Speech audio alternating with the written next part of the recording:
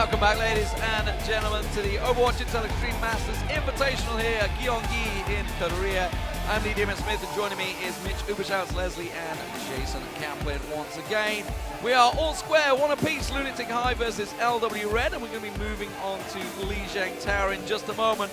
A little glimpse at what people have been playing on your screens there. Yeah, no surprises here. SK obviously pretty much stuck to that 76. Yeah. He played a lot of Mei, so I'm actually kind of confused by that. I think it's that he played more 76 than Mei, perhaps. Maybe. I'm not even sure. Maybe if like that's main character. Yeah, okay, so that makes sense. But yeah, so like both teams really evenly matched, showing they're very flexible in terms of like what heroes they will pick.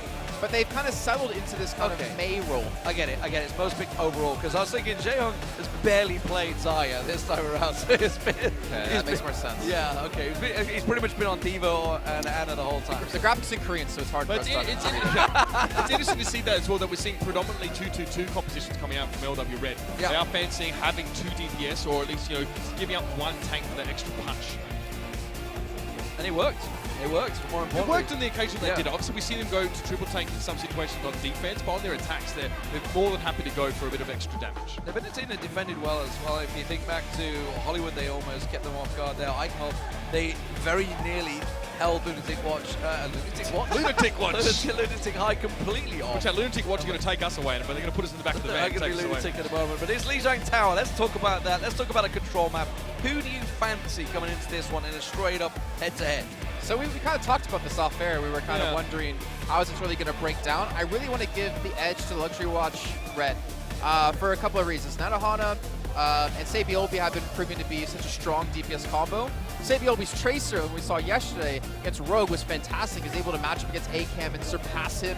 Yeah. Nanahana able to switch into the Genji, play a really aggressive composition. And you look on the side of Lunatic-Hai, it's going to be probably Litasian playing the Tracer, but I don't know if he's warmed up yet. Well, here we go, ladies and gentlemen. It's LW Red versus Lunatic-Hai as we go into Lijiang Tower.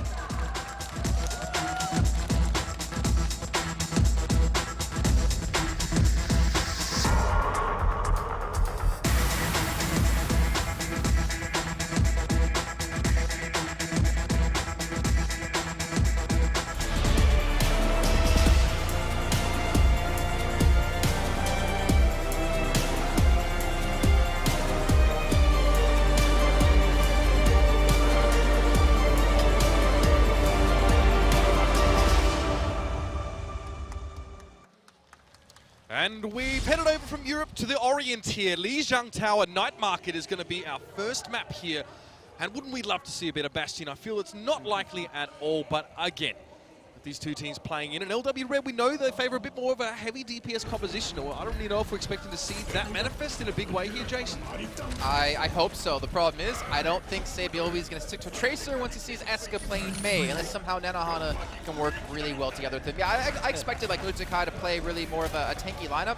Maybe Tajum switching to Tracer if they do see the time is right. But LW Red, they're sticking to this. So they want the Tracer, they want the Mei. So Tajum, can he hit the hooks on a Saebyeolbe? That's going to be the big breakdown. That's going to be the big determining factor between the two teams. Well, Luna's sticking to the Zenyatta as well, and we've seen this. We've seen this before. This is what LW Red did against Rogue yesterday. Managed to get that flank around the side, and it worked out well. The hook comes in from Tajun. He tries to get the flank around the side, but Miro already picked off by Luna around there. Now he goes down, of course, very squishy target. Toby picks him up a double kill, actually. So 2 for 2 so far in this opening exchange. Yeah, look, it's a bit risky to play I guess sometimes Zenyatta on this map, but Luna's playing Zenyatta into a Mei-only comp. It's 4 tanks plus Mei, right? So a lot more safety for him.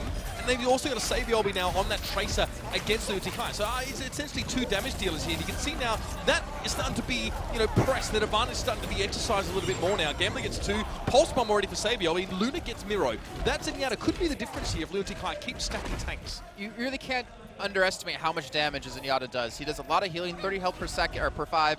And then you have Saebyeolbe able to work off the back of that Discord Orb. And then you have Nanahana as well trying to get some icicles. And if you freeze up a target, if you freeze up a tank, Discord him and attack him with everything you have, they're going to die no matter what. Well, good hook coming out there from Tajun, but unfortunately he was walled off from the rest of his team when he was quickly picked up. You see Jaehyung going down. Jaehyung back on the Diva, by the way, as well. Something to keep our eyes on throughout this game has been switching back and forward. There we go, Tasia. Switch to the Tracer. So we don't have the Roadhog anymore. Trying to battle up against Saebyeolbe, so pretty much exact same comps minus the Ana. So Dean needs to make the Ana do something. Yeah, less of a matter of battling Saebyeolbe, more of getting rid of Luna. Jumping on top of that Zenyatta as well. Gambler will have to be very, very careful. And you can see Luna getting burnt down now. We're going to have a Blizzard drop straight on down as Lunatic-Hai try and engage. Well, self-destruct launch straight into it. It's not going to catch anything as everybody runs for the hills around the side, but it's bought all the time they needed. There's going to be the Blizzard catching Nanahana off guard. You can see them chasing through.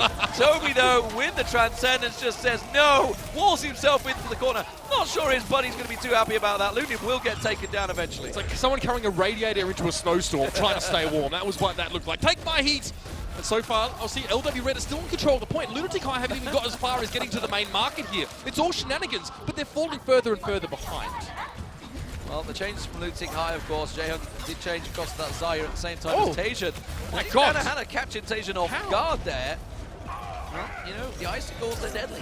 The problem is, there's like, what, there's like 20 seconds left. We're at 90% now, and Lunatic-Hai are trying to respawn, trying to regroup together, but all they're going to have is Tasia to get on the point, ideally, if he can pull this off, though it's going to be really difficult if he gets walled away from this one. 95%, they have to get to this point now. They need overtime. Well, he's going to go try and ride the side. You can see Eska's making a run for it, but you can see 98% will get on there. Tasia, very low, gets a quick rewind. We have to back stuff back around. He's got the pulse bomb available now to drop in there. The wall's going to be again. Janus gets caught, but he does survive. Mira comes through. Nanahana will take him down. There's the sound barrier getting dropped. The beat by both teams as Tasia tries to get some damage down. Blizzard dropped and Tasia now trying to recall out. He does just manage to slip away, but Saebyeolbe's outdoing him. 2 kills coming out for him, and Nanahana fights Tasia, and eventually here, LW Red make a very strong statement here. 100-0 on the first stage here, and like we were discussing off air, I feel as if that proclivity to go for extra damage dealers and the mechanical skill for LW Red puts them in an advantage here. So this goes back to something that Achilles and I were discussing just yesterday when we saw LW Red playing up against Rogue. Saebyeolbe, you look at Tracer in general, you assume the Tracer's going to kill his supports, right? That's what we saw Tasia doing, trying to go for Luna time and time again. Problem is, Saebyeolbe doesn't do that. He doesn't go for supports, he goes for the tanks because he has... Yeah, he goes for that damage, he goes for the pulse bombs, but more importantly, he has a Discord Orb to help him, which we don't have for the Atasian. So he gets more damage onto these tanks, he's able to kill these tanks, build up pulse bombs quicker, and on the side of Atasian, he wasn't able to pick up supports at all because there's a Lucio and a Zenyatta being protected. And it's actually a safer way of killing tanks than Reaper because you don't have to get up nearly as close, and you can avoid, if you can avoid the hook, it's a more robust way than Reaper, who has to get up in their face. Well, changes here. Nanahana switching over to the Soldier 76 now as he comes piling through and go into Night Garden. Night Garden, well, it's Garden. Is it Night? Either way. You're not wrong. I'm not technically wrong, no, okay. You see the shield being worked down. Saebyeolbe once again on that flank. This time he is looking for those supports. He is looking for Toby. He is looking for Dean, and he's going to find them. Janus comes through, and that is Lunatic-Hai being decimated out the back. Tasia, they're getting a hook on towards Nanahana here, but he's already lacking teammates. There's only him and Jaehong left, and eventually Jaehong is going to fall down. A bit of stagger there as well, helping out LW Red. And look at the damage they just did. Janus, Meko, Saebyeolbe, Luna, all very much on the way to their next ultimates, or their first ones at least. Yeah, Luna, 82%. And Janus now with his Earthshot already. Like, that's insane. For Luna to build up ult like that, that shows how much damage he was doing and really providing his team with onto these tanky targets that Lunatic-Hai is running. They have 4 tanks, and a Discord Orb is going to just absolutely demolish them. Yeah, the aggressive Earthshatter coming straight out from Janus. I don't think Lunatic-Hai were quite expecting that aggression, and that's forced them right back into spawn. Saebyeolbe now has a pulse bomb ready. They've got a huge suite of ultimates, and they're all aggressive ones as well, with the exception of that Transcendence. There's every reason to expect LW Red to hold on for a successful fight.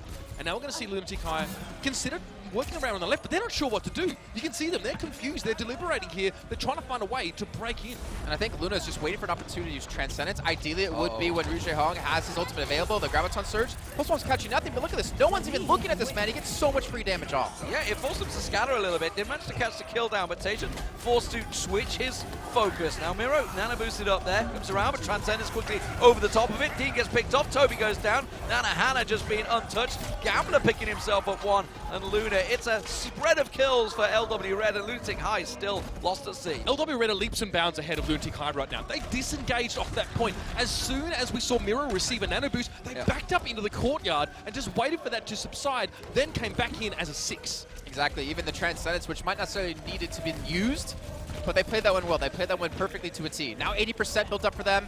Lunatic-Hai weren't even able to capture the point just previously, and at this rate, not going to be able to do it on the second. Remember, just a best of 3. This is not a best of 5 by Control.